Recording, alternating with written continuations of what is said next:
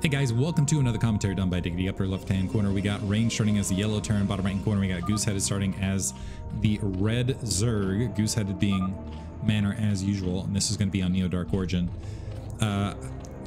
OBS did an update again, so I'm kind of testing out audio to see how this goes. Might be, I'd added some VST as well.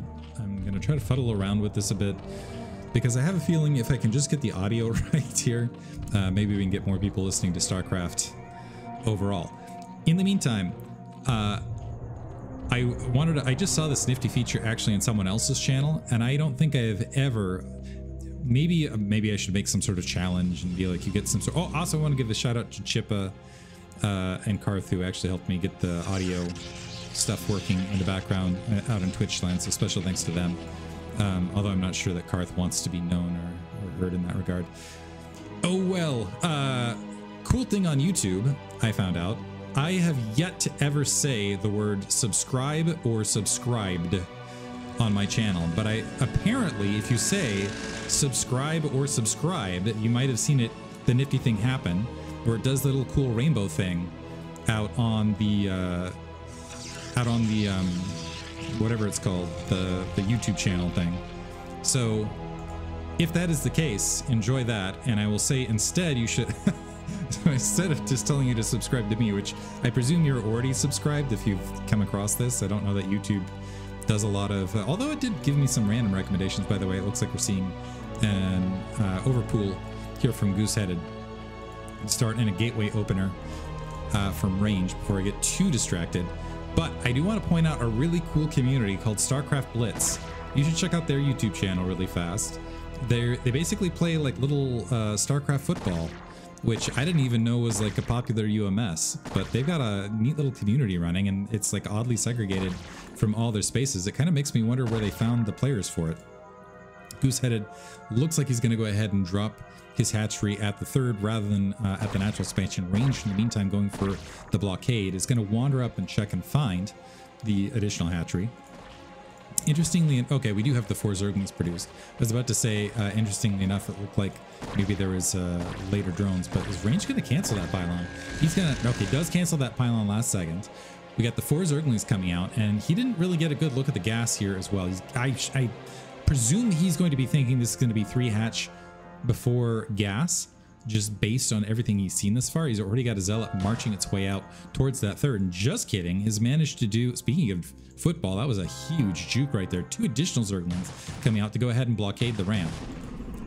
Still no gas for Gooseheaded thus far. A second Zealot making its way towards that third, did a little bit of damage and sneaking back out. Did Gooseheaded get eyes with his Overlord? So he confirms the Nexus, but has not confirmed the number of Zealots out in the field, and the Zerglings in the meantime are streaming their way towards the natural expansion. Fortunately for Range, these Zerglings are not going to have speed, and they're not going to have an opportunity to have speed for quite some time. Nice targeting. Well, never mind. I was going to say nice targeting, getting rid of the single Zergling, but instead the Zealot highly damages its exiting. No Forge yet. Finally a Forge dropped. That gap is still open. Gooseheaded has Zerglings wandering and threatening nearby. Range doing a good job of creating enough cruft and a blockade. Nexus about 2/3 finished. The Zerglings trying to attack away. Ooh, a little bit too aggressive there. So loses another 2 Zerglings for not a lot of payoff. And yeah, that was a lot of stuff to have there to start tacking away at that gateway. And also, so he has the Zerglings here in front. The scout, should the Zealots move out, third base up, starting to get a little bit of saturation there. Does have this, it looks like he's going Hydralisk Den, so this might turn into a 973. Right this second though, just has the 8 drones at the main. We'll see how things progress. Looks like we are at least, so we got it. The thing is with the 973 is you can kind of mix and match your numbers as far as where you're putting those drones, where it's not as big an issue. The Zealot's starting to move out in large numbers. This is one reason I love actually the gateway opener in comparison, is if you can get some damage and some control in the early game and get these Zealots, you can actually march up. You don't have to worry about Corsair scouting as much. We do have a Cybernetics core warping in, and you can confirm a lot of timings and even do things like that, try to threaten a couple additional Zerglings being built. But in the meantime, Hydralisks are starting to construct. We do have speed upgrading. It looks like we do have the 9 drones here. we've got the 3 drones here, but we've already got 5 drones at the 3rd. So, so rather than 9-7, so we got 9, so rather than 9-7-3, we've got 9-3-5, which puts it, if it is an all-in attack, a little bit more of a hefty economic hit. It comes out a little bit earlier. It looks like we're seeing a bit of an Overlord construction delay as well. This is, I think, tournament nerves right here for Gooseheaded. Next Overlord up, he is getting a few more drones out in the space of this, also going, and so I don't think this is going to be an attack. We do have another cannon drop there from range, plus some weapons also upgrading, and a 3rd cannon just to be sure. And this is actually where I feel like range does very, very well. He's very, very good at, his level of game sense is very, very strong. He's dropped a lot of cannons down. This might even be too many for what's out there, actually. And Goose actually might have gotten away with something where, okay, he's got a handful of Hydrals at the front, but he's managed to force a good 5 cannons out. This is where it's so hard for Protoss. Yeah, and he's dropping yet another, thinking this might be a bust. But in the meantime, what we know is there's actually been larger drone saturation at basically every expansion. So a few drones get way down, but range is playing it absolutely safe in the meantime. First Corsair making its way out. And that's what I was about to say, is this is where ranged oftentimes will show strength in his game sense, but I think in this instance, you just didn't have the raw amount of information to make the call one direction or another. The Hydrals scrambling their way back to go ahead and protect potentially against the Corsair on Olfront. I'm a little bit curious why they're completely seeding, because there's no SimCity here. Usually you'll see this sort of, maybe just definitely wants to get rid of that Corsair sooner rather than later, teching to layer in the space of this. So maybe was wanting to hide the drone saturation and maybe stop that Corsair from seeing the 3rd. We do have another hatchery dropping in the space of this. Has gotten a decent amount of damage. Another Corsair sneaking its way out. And the Zealots in pretty decent numbers. It looks like we're having yet another Forge. So we've got double Forge on top of this. So +1 weapons was canceled, actually. I take it back. So ranged is probably befuddled as I am that Goose kind of pulled off the front and didn't get the Forge taken out. We have an Evolution Chamber dropping, but this is, so Gateway Flood in the midst of this, but a second Forge dropping. +1 weapons was canceled, so +1 weapons isn't out as quickly as it might have been for ranged. So, and he might be kicking himself a little bit for that, but he is going to go up to the 6 gateway count. He's got Zealot leg speed upgrading as well for what, so he's not going to go for that 730 timing, but what he is going to probably aim for is a little bit later. I think it's like a 930 or 10 minute approximately. Don't quote me on that. Zealot Corsair pressure, but with a few, I think fewer Corsairs and more Zealots. Gooseheaded in the red, by the way, with that last Overlord kill. Nice pickup there by ranged out in open field. So basically we see a lot of Zealots. We see some High Templar behind it, some Psystorm. +1, he is going to have +1 armor in the midst of this, actually, if he gives himself a minute.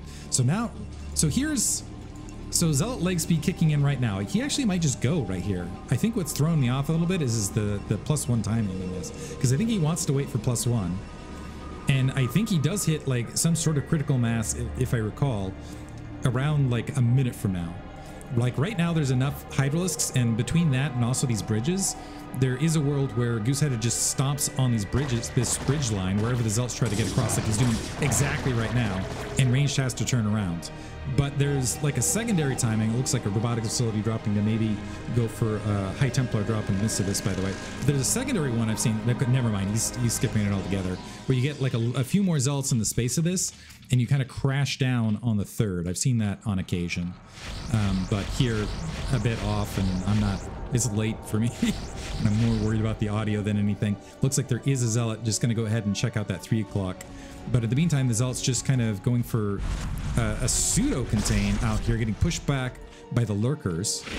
Another Overlord does go down in the main, but it looks like that additional... So a little bit of bonus here on these Corsairs. He at least got 2 Overlords out of them, which is value. One thing that range does need to be wary of is if he loses that additional Corsair. See, this is what I was expecting right here, but with more Zealots in tow at the 930 mark. So rather than a group of Dragoons, it was this... but with more Zealots and crashing down, trying to do as much damage as possible. So able to queen down the Lurkers with a pretty fast response. And I don't know if range was just kind of fake pressuring that timing, or if he just trying to create a distraction to buy him some more time. We already have some Zerglings camped out by that third. Some Dragoons are making their way out. We also have a shuttle that's probably going to scoop up these High Templar. I gotta feel like range is thinking I need to slow this guy down a little bit because there was a lot of drones that were produced and the supply count is very, very close. And yeah, you get kind of 3 bases, not necessarily for free for Protoss. You get an easier defense on 3 bases because the ramp works both directions, because especially once you have Dragoons out in the field, which might have been why range opted to switch to Dragoons. Don't quote me on that because it's kind of the inner workings of the Protoss brain. Who knows? But no, range and intelligent guy. But once you get these lurkers on this side of the field, especially in sufficient numbers, it becomes a big challenge for Protoss to try to push your way out without some beautiful side storms. Now, these Zealots could be an absolute X factor here. We do have 3 that's definitely pinning a few troops back. If Thief Gooseheaded shoves up and evicts, he's already got some lurkers behind this. He sees the shuttle actually making its way across. And I'm a little bit shocked he hasn't dropped the Spire in the space of this. So he's, let's see, yeah, I was going to say drop the High Templar on the high ground. It's a beautiful side storm right there. And even gets a good amount of damage on a Hydralisk. And it looks like he might, there's already an evacuation here from the main. Or maybe did I miss an attack on the main? Able to get the gas units right there. No, it looks like there was an early transfer already. The Hydralisk sweeping across. So Gooseheaded takes a decent economic hit right there.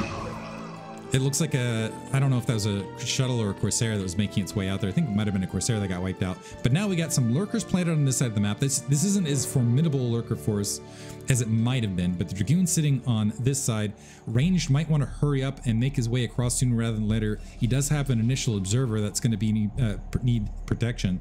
I think Overlord speed is finished. I wasn't paying that close attention. We have +1 weapon on the Hydralisk, but not +2 yet. But this is where it can become challenging. Gooseheaded, however, is 3 base versus 3 right this second. He's a bit behind on workers, and that does mean that Protoss ends up sneaking ahead. Gooseheaded is very, very close on supply right now, and range actually finding another pocket to move out on the map at the 9 o'clock. So Gooseheaded's strategy, I like the strategy of pocketing this up, and he's even checking along that 3 o'clock ridge, but is mostly ignoring that 9 o'clock ridge, and he needs to be keeping an eye on that location as well, because there are opportunities for range to obviously start moving out mid-map and start crushing things forward. Sending out an exploratory zealot right this second out to the 3 o'clock location. I think he mostly wanted to see whether that 3 o'clock base was up or not and wanted to use the Zealot to do it. And kind of another problem here for Goose is Goose, well, he's gotten kind of a boost in supply as a result of all this. He hasn't dropped a Spire, and he's kind of missing opportunity to go to kind of do for air punish and kill some of these High Templar and other things out in the field. So loses a handful of Hydralisk. Range actually saying, okay, if you're going to cede this 9 o'clock location, I'm just going to go ahead and move up and threaten to take that base as well. And now a bunch of Dragoons are mid-map, and they might even be able to fold around what Goose has. Goose very close on supply, +2 weapons, not that far off from finishing, although keep in mind +2 weapons and +1 weapons done a lot earlier from range, because he didn't have that initial forge picked off, which you typically see in this matchup. And range doing a good job of creating a little bit of chaos. We've got a drone zealot standoff here at the 3 o'clock location. And if range stays on top of his macro, he will eventually essentially outscale Gooseheaded here. So Goose currently waiting. He hasn't struck out at the 9 o'clock. He hasn't secured a 4th base for himself as of yet.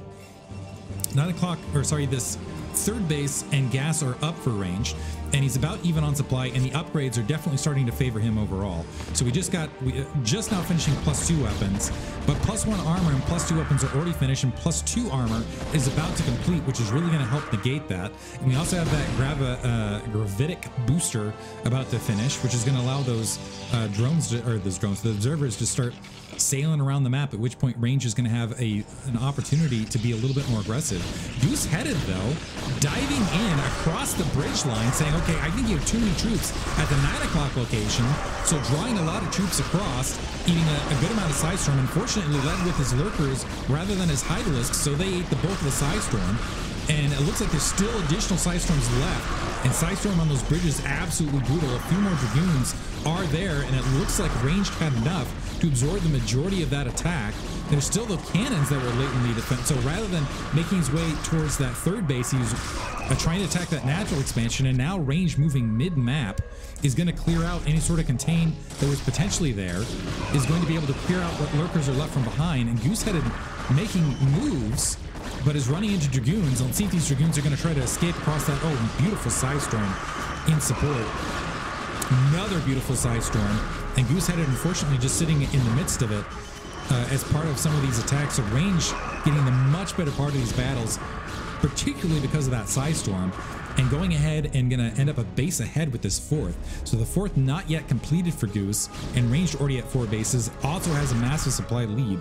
A handful of lurkers are creating some chaos between the mid-map and the rest of Range's attack forces, but that's very quickly cleaned up. And now Ranged is...